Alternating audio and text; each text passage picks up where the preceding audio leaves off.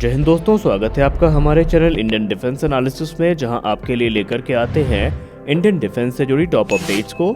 और आज के अपने इस वीडियो में हम बात करने वाले हैं डीआरडीओ के देसी S-400 एयर डिफेंस सिस्टम यानी extended range air defence system ERADS के बारे में।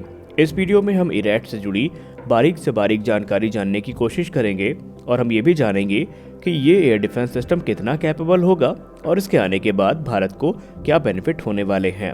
हम इस टॉपिक में आगे बढ़ें उससे पहले हमें बात करनी होगी बराक 8 मिसाइल के बारे में।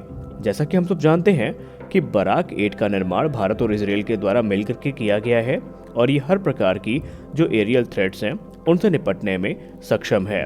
इसे बेसिकली इजरायल एरोस्पेस इंडस्ट्रीज और डीआरडीओ के संयुक्त उपक्रम में यानी जॉइंट वेंचर में बनाया गया है।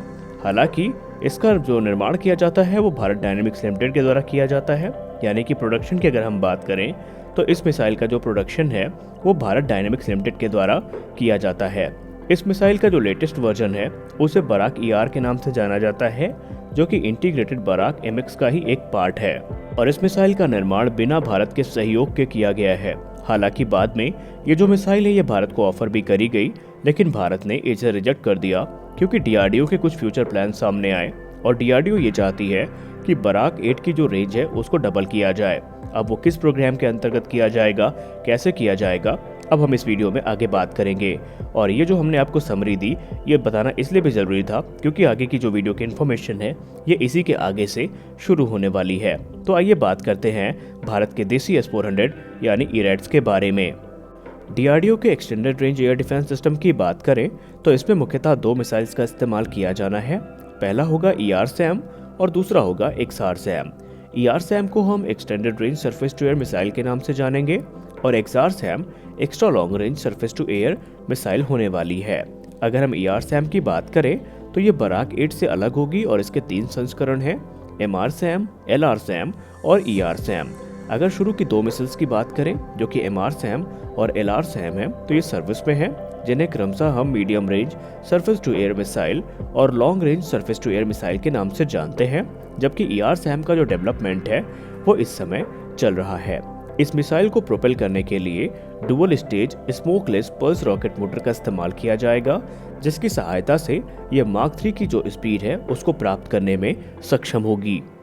इन मिसाइल्स की अगर हम बात करें तो मिड कोर्स गाइडेंस के लिए ये GPS S-बैंड 2-वे डेटा लिंक का इस्तेमाल करती हैं, जबकि टर्मिनल स्टेज में इनके द्वारा एक्टिव रेडार सीकर का इस्तेमाल किया जाता है। MR-SAM की बात करें तो इसमें 70% इंडिजिनस कंपोनेंट का इस्तेमाल किया गया है। MR-SAM की जो इंटरसेप्शन रेंज और एल्टीट्यूड है वो क्रमशः 70 किलोमीटर और 16 किलोमीटर का है, जबकि LR-SAM के इंटरसेप्शन रेंज और एल्टीट्यूड की बात करें तो वो क्रमशः 100 किलोमीटर और 16 किलोमीटर का है।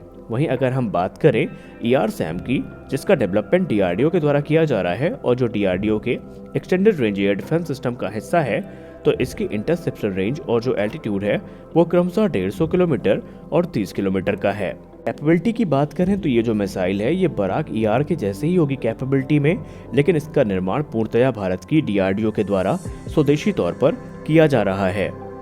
अब आइए बात कर लेते हैं डीआरडीओ के extended range air defence system की दूसरे मिसाइल यानी XR-SAM के बारे में। XR-SAM का पूरा नाम है extra long range surface to air missile, जिसकी इंटरसेप्शन रेंज जो आंकी गई है वो 350 किलोमीटर है।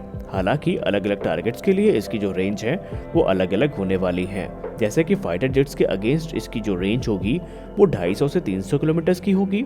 वहीं अगर हम बात करें क्रूज मिसाइल्स की या सी स्किमिंग एंटी शिप मिसाइल्स की, एवैक्स की, मिड एयर रिफ्यूलर्स की, तो ये 350 से लेकर के 400 किलोमीटर दूर से ही उनको निशाना बनाने में सक्षम होगी। सबसे खास बात तो ये है कि ये बैलिस्टिक मिसाइल्स को भी टर्मिनल स्टेज में मार गिरा सकती है और इसकी पहुंच से जो स्टेल्थ फाइटर्स हैं वो भी नहीं बच सकते, यानी ये मिसाइल हमारे भविष्य के लिए भी काफी इम्पोर्टेंट होने वाली है। रिपोर्ट्स में ये क्लेम किया जा रहा है कि आगे चल के नेवी के लिए भी इसका एक नेवल वेरिएंट तैयार किया जाएगा जो कि LR-SAM को सप्लीमेंट करेगा। वहीं रिपोर्ट्स ये भी क्लेम करती है कि ये मिसाइल वर्ष 2024 तक ऑपरेशनल हो जाएगी और ये भारत के S-400 एयर डिफेंस सिस्टम के लिए भी एक सप्लीमेंट का काम करने वाली है।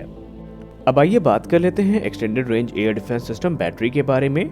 जैसा कि हमने अभी ER-SAM और XR-SAM के बारे में बात करी, जो कि हमारे extended range air defence system में इस्तेमाल की जाने वाली मिसाइल्स हैं। तो अब आइए बात कर लेते हैं दूसरे कंपोनेंट्स के बारे में, जैसे कि जो extended range air defence system है, इसकी जो फायरिंग यूनिट है उसमें 4 इरैड लॉन्चर्स होंगे, एक S band search and track radar होगा, एक x band fire control radar होगा और एक x band moist mounted radar होगा, जो कि लो फ्लाइंग टारगेट्स को ट्रैक करने के काम में आएगा।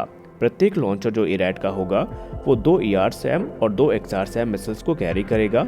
यानी टोटल अगर हम बात करें तो टोटल जो फायरिंग यूनिट है वो 8 ERSAM और 8 XRSAM मिसाइल्स को कैरी करेगी, जिन्हें किसी भी कंडीशन में फायर किया जा सकेगा, या हम ये कह लें आसान शब्दों में जो हमेशा रेडी टू फायर कंडीशन में उपलब्ध रहेंगे। तो अब सबसे बड़ा सवाल जिसके लिए ये वीडियो बनी है, क्या हमारा इरैड देसी S-400 एयर डिफेंस सिस्टम हो सकता है? क्या ये S-400 एयर डिफेंस सिस्टम जैसी कैपेबिलिटी हमें प्रोवाइड कर सकता है? तो आइए इसका उत्तर भी जान लेते हैं। अगर हम कुछ चीज़ों को छोड़ दें तो इरैड्स की जो कैपेबिलिटी है वो almost S-400 air defence system जैसी ही है। जैसे कि S-400 एयर डिफेंस सिस्टम में 4 अलग अलग मिसाइल्स का इस्तेमाल किया जाता है, जो कि डिफरेंट रोल और रेंजेस के लिए होती हैं, जबकि इरैड्स में आपको सिर्फ 2 ही मिसाइल देखने को मिलेंगी, जो कि ERSAM और XRSAM होगी, जो कि लॉन्ग रेंज और मीडियम रेंज के लिए काफ़ी कैपेबल मानी जाएगी।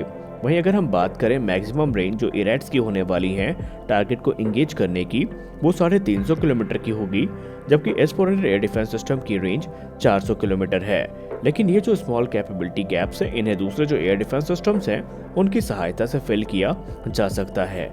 और अंत में अगर हम निष्कर्ष की बात करें तो जी हाँ, हम कह सकते हैं कि DRDO भारत में खुद का जो स्वदेशी एयर डिफेंस सिस्टम S-400 है उसको विकसित कर रही है, और बहुत जल्द आपको देखने को मिलेगा कि भारत के पास खुद का जो देसी S-400 एयर डिफेंस सिस्टम है वो ऑपरेशनल भी होगा और वो काफ़ी ज़्यादा कैपेबल भी होने वाला है।